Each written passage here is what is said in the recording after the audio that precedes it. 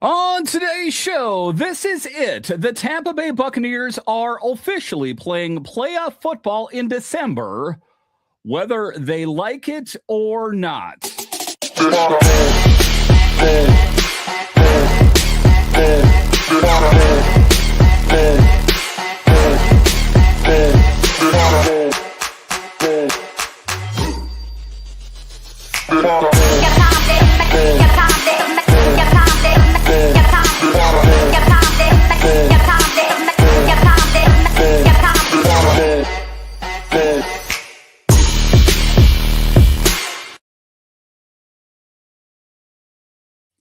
Well, hello and welcome into this edition of the Bucs Report podcast, part of the Bucs Report podcast network.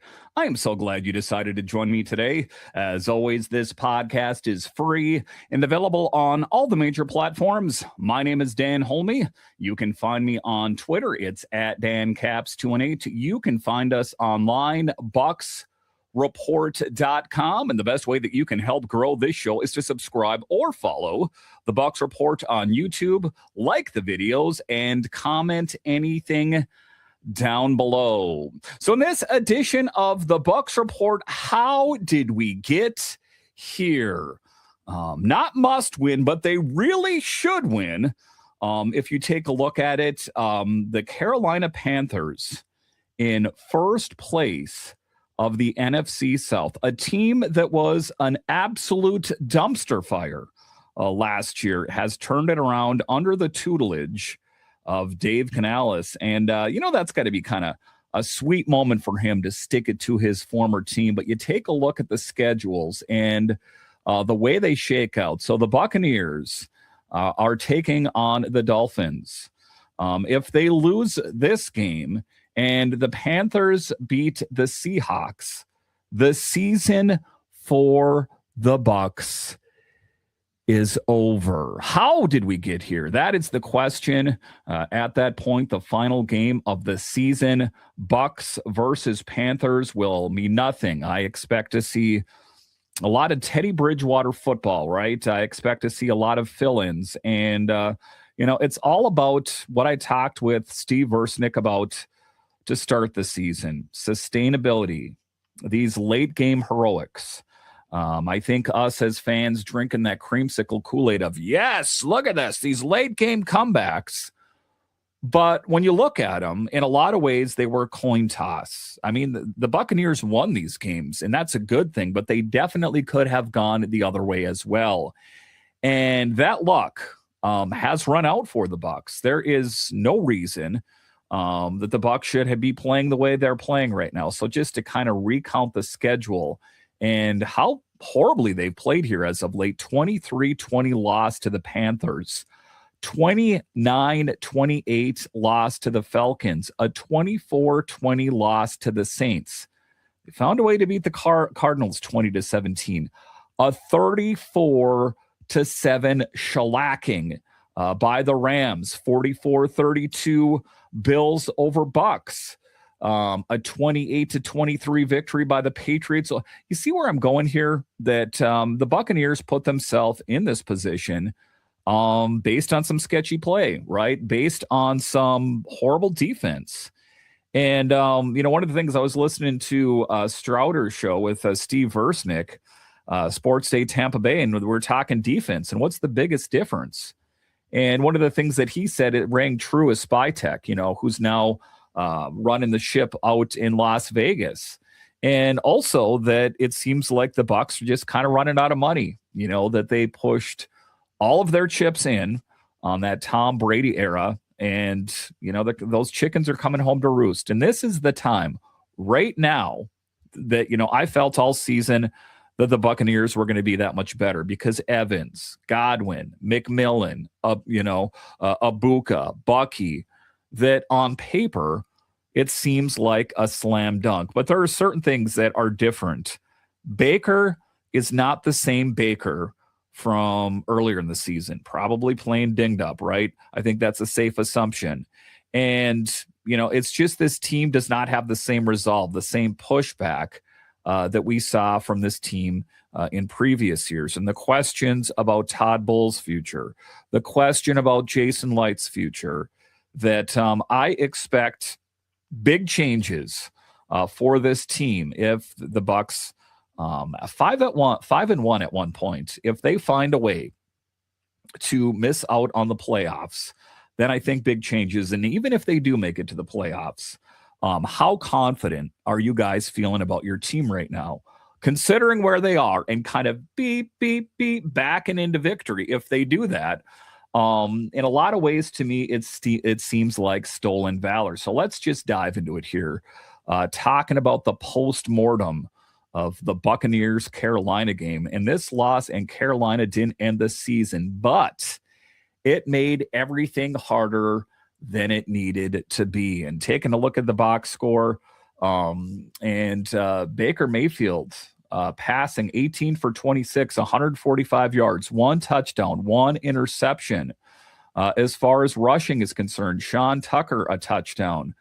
Receiving, Mike Evans, 5 receptions, 31 yards, gets a touchdown in the game. But, it's a far cry. There was the feeling that this team should be that much better. It is. It's the defense, not exclusively, but definitely being drawn into focus.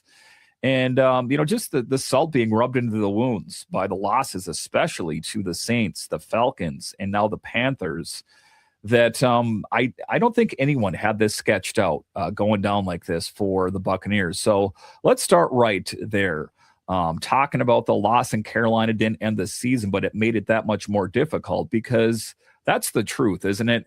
You go into Carolina knowing what's online, knowing the division is right there, and you walk out with a 23-20 loss that flips the NFC South upside down, and you're left reeling, thinking to yourself, how did we get here?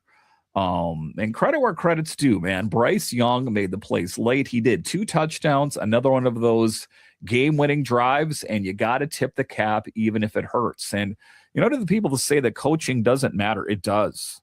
Look at what Dave Canales was able to do, is doing with Carolina, right? That team was kind of horrible for some years there, that he was able to turn that ship around. And I know they got some great players there as well. But it's interesting, the impact, and ultimately fully realizing the potential, to bring it back to the Bucs. How many more years do they want to go down this road with Todd Bowles? And I'm saying that even if they make it to the playoffs, how many times do we want it to seem like backing into victory? But from the Bucs' perspective in that game versus Carolina, this was self-inflicted.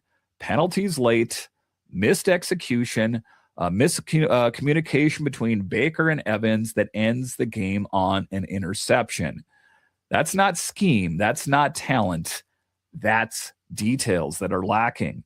And, just like every other athlete, I think that I think Baker plays that much better when he can play more confidently. I think that he was feeling it more to start the season. And now he's kind of flailing out there, to be honest with you. And I don't know if this plane that's tail spinning can be straightened out, because Todd Bowles said it after the game. The confidence is there. This is Todd Bowles, who I think is a little numb, or he's a little bit room blind, if you will. And they talk about being nose blind when you walk into a house where someone has a litter box, and when you live there, you don't smell it. I think that Todd Bowles is a little room blind, that he likes to paint with cliches, and he likes to paint pictures that aren't there, that you see the frustration on Baker's face, on Evans, guys that have been here a long time, that they know that things are not going well. So for Bowles to say the confidence is there, the camaraderie is there, that to me is a little room blind in a lot of ways. Even if that is the face that's being put on, sometimes the face does not match the words coming out of their mouth, but that's not enough, to just indulge Todd Bowles saying that the confidence and camaraderie is there. And, the team has lived on execution earlier in the year, finishing drives, closing games. Lately, though, that edge has not been there. And this is supposed to be the best version of the Bucs right now. Remember, All the players, Wirfs out to start the season, Jalen McMillan getting hurt in the preseason, and Godwin and Evans and this and that player, that at the end of the year, just you wait. You think that this 5-1 Bucs team is good right now. Well, just you wait until the end of the season when all these players return. As it turns out, some of the poorest football that we have seen thus far. And now Carolina is in first place, not because they're unbeatable, but because they made one more play than Tampa did. And that's the difference. That is the late game heroics by the Panthers. The coin that flips. That's what it is. Late game heroics. And sometimes your heads, sometimes your tails. And the loss, like I said, does not eliminate it for the Bucs, but it absolutely removes the margin for error. Now, it's not going to be easy as the Panthers are taking on the first place Seahawks, right?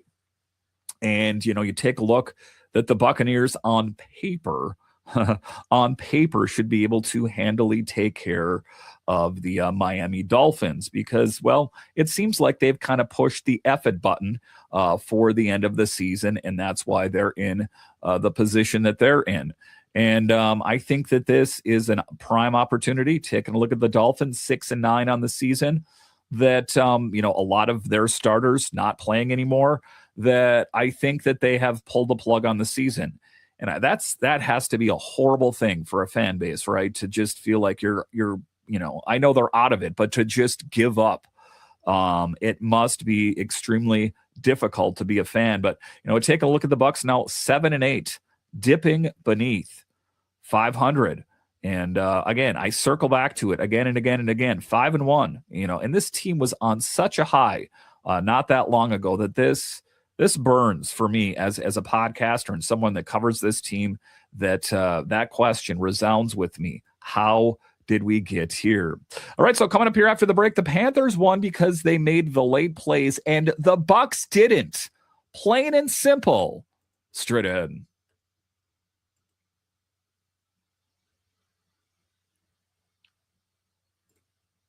All right, welcome back into this edition of the Bucs Report podcast, part of the Bucs Report podcast network, simulcast on the Bucs Minutecast podcast feed, a part of the Fans First Sports Network. So let's keep diving into this. I of course, I would love to come to you guys talking about a win and, MVP and all this. And the Bucs they kept riding right into the finish line. Not the case. And, I keep circling back to Todd Bowles. And, we've been staring at this for seasons, that the Buccaneers got lucky. And I hate to say lucky, but they got lucky, all the consecutive NFC South titles, not all of them, but, some of them, it's like, yeah, you won, but you probably shouldn't have. So anyway, let's talk about segment number 2. The Panthers won because they made the late plays, those late game heroics. And those moments, right? Because football games at this time of year always come down to moments. Bryce Young escapes pressure, finds Sanders for a touchdown, big time play. Then late with the Bucs driving, Baker tries to step up. Mike Evans, however, thinks he's scrambling, and boom, interception. The agony of defeat. If you're old enough to remember ABC's Wide World of Sports, where the guy is going down the ski jump and falls off, that is the moment exemplified for the Buccaneers. Rookie safety Ransom gets his redemption story after last week's penalty. That's how this stuff goes. And here's the frustrating part, though, because Baker, as much as I've kind of banged him up in this episode here, like I said, was not horrible in this game, 18 for 26. Again, those old demons or ghosts come back to haunt him in the form of interceptions. But, I mean, that's part and parcel of being a quarterback. You're not going to be perfect all the time. Like I said, 18 for 26, touchdown to Mike Evans on the opening drive. That was the feeling watching this game that, hey, they're going to do this, right? It's all about moments. When you're watching these games. And in that moment, I thought the Buccaneers, they were dialed in, but it wasn't enough because that offense stalled when it needed one more drive, one more score, one more clean series, nothing. So you take a look at, like I've talked about in this episode, Evans back, Godwin back, McMillan back. This was supposed to be the spark. Instead, the execution just wasn't clean enough when it mattered the most. Meanwhile, however, Carolina just kept hanging around, and that's what young quarterbacks who believe start to do. Bryce Young, he's got the real feeling that we can do that this year. Are they good enough, right? That, sometimes the teams, and the football's changing, right? That the way it is structured, like for years, it was Kansas City, Kansas City, Kansas City, and they're the clear cut. Things are changing a little bit. I don't want to anoint Carolina as doing anything grandiose, but hey, they could surprise people here. And that's the thing. And whether Bucs fans like it or not, the belief that Bryce Young and the Panthers have is dangerous. If they can pick up a win versus the Seahawks, I'm here to tell you here right now, they could ride that momentum right out. Now, we're hoping, of course, worst case scenario, I guess, is that the Bucs win, the Panthers win, then it all comes down to the final game of the season for kind of a shootout at the OK Corral. But it would be nice for the Buccaneers, of course, to find a way to close this out. But it is not going to be an easy thing to do because Tampa has to live with the reality that they might have to beat Carolina again in Week 18 to take the division back. No shortcuts anymore. Those are the tough things, that's for sure. All right, next, let's pivot to now it's survive in advance mode, and Miami is standing in the way. So let's shift the focus to the task at hand. It's Bucs versus the Dolphins because Tampa, they don't have time to sulk here. Your record is 7-8. Again, you were 5-1. How did we get here?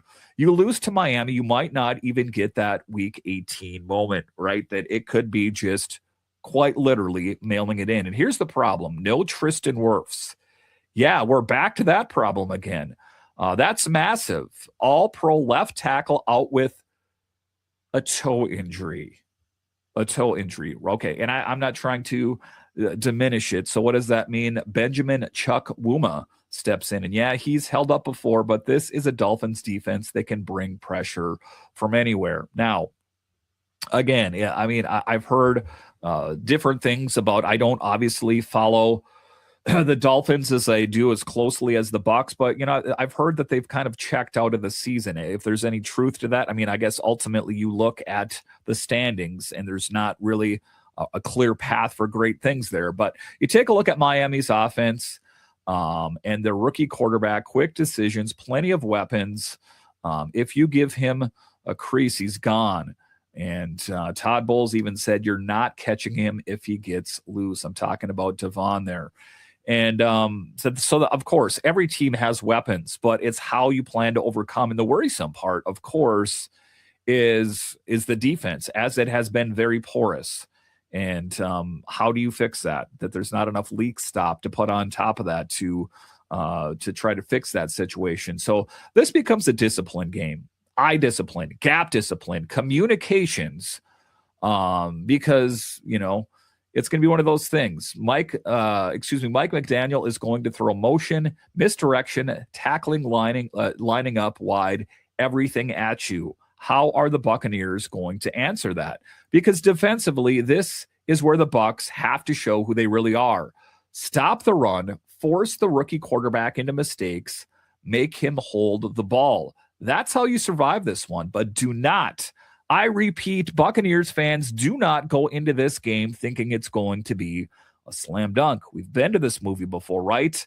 I'm thinking Bucs versus Saints. I'm thinking Bucs versus Falcons, that on paper, those games should have been slam dunks. Now, defensively, like I said, the Buccaneers have to stop the run, and force the rookie into mistakes. Can they do that? Can they bring that kind of pressure? Make him hold the ball. That's how you survive this one, because Miami might be out of contention, but spoiler teams are dangerous. And why is that? Because they're playing for their future, whether it's in Miami or it's elsewhere. And for a lot of those guys, they're playing for pride for their jersey and their city as well, right? That, of course, there is some proud Miami Dolphins players there that would we're not in it. Well, we're going to mess it up for you. And there is some of that. And, as there should be, I guess, you want to win games. So despite the rumor mills out there that Miami is kind of already checked out on the season, maybe they have more things up their sleeve than it first appeared.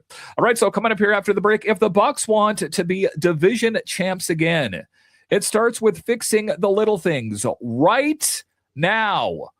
I'll discuss next.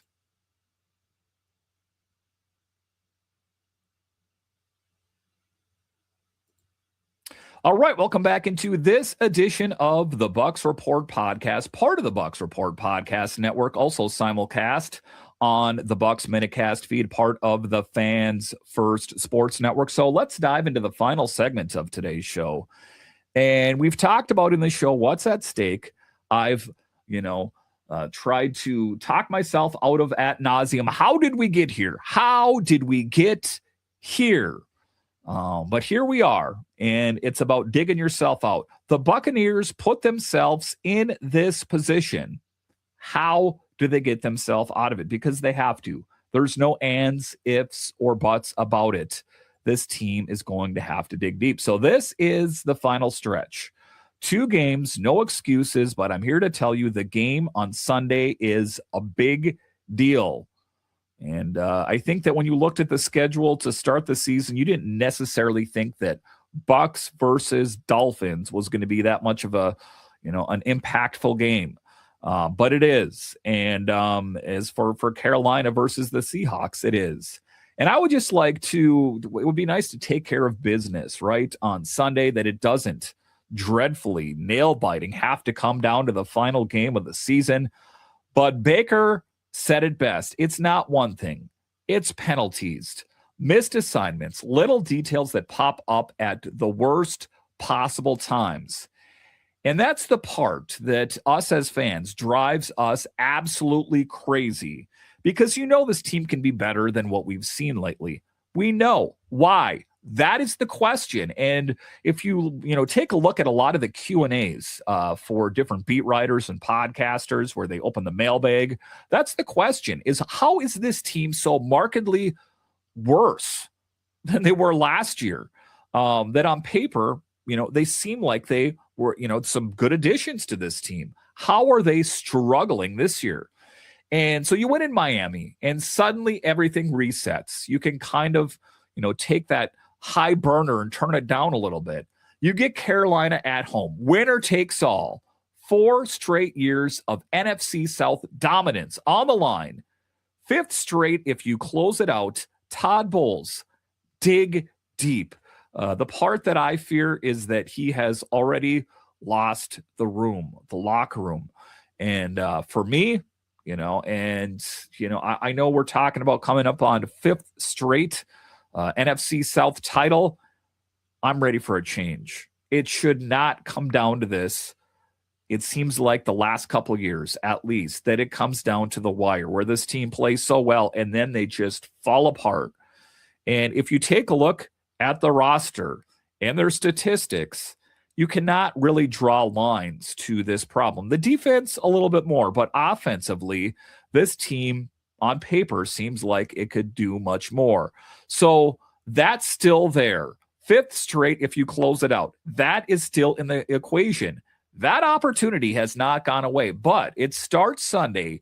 Cleaner football, smarter football, finishing drives, finishing games, because right now the Bucs don't need style points. They need wins. Ugly, dirty, otherwise, we need points. And if they don't start stacking them up immediately, all of the belief talk won't mean a thing. It sounds like an Oprah thing, a motivational speaker. You can be the best version of yourself. I don't want to hear it. Execute is what it's all about. So we'll see if this team responds, because the next 2 weeks are going to tell us exactly who the 2025 Bucs really are. And regardless of if they make it to the playoffs, I expect big changes. I expect big changes in leadership. That could even go all the way up to GM. But I also expect a big changes with players, right? Roster. That why? How did we end up here? That's got to be the title of this show. How did we get here? And yet we are. Because like I say, it wasn't that long ago, that I was talking to you about this team being on top of the world and they can do no wrong. Well, here we are, and it is crunch time. In a lot of ways, I hate to say it, it makes for some exciting football, right? That it's not just like, I guess I can kind of half pay attention, look at my phone a little bit and watch the screen. No, these couple games here have great implications. The game on Sunday, huge implications. You will want to be firmly planted to your couch watching the TV to see how this unfolds, because this thing could evaporate or a lot of the pressure could be taken off and we can just concentrate on the task at hand. For right now, the Buccaneers need to dig deep. They need to pull that rabbit that they've had deeply in their hat and pull it out and find a way to pull out a big win. Or we're going to be talking about postmortem. What went wrong? How did we get here? How do we get better next year? I don't think we're there yet, but this team has got to show us something that we have not seen since the start of the season. All right, once again, I want to thank you for joining me on this edition of the Bucs Report podcast. Again, find us online at bucsreport.com and do us a solid here. Subscribe on YouTube, The Bucs Report. Subscribe, like the videos, comment anything down below, blow it up. Also, the Bucs Report podcast is available on Apple, Spotify, or wherever you find your podcasts.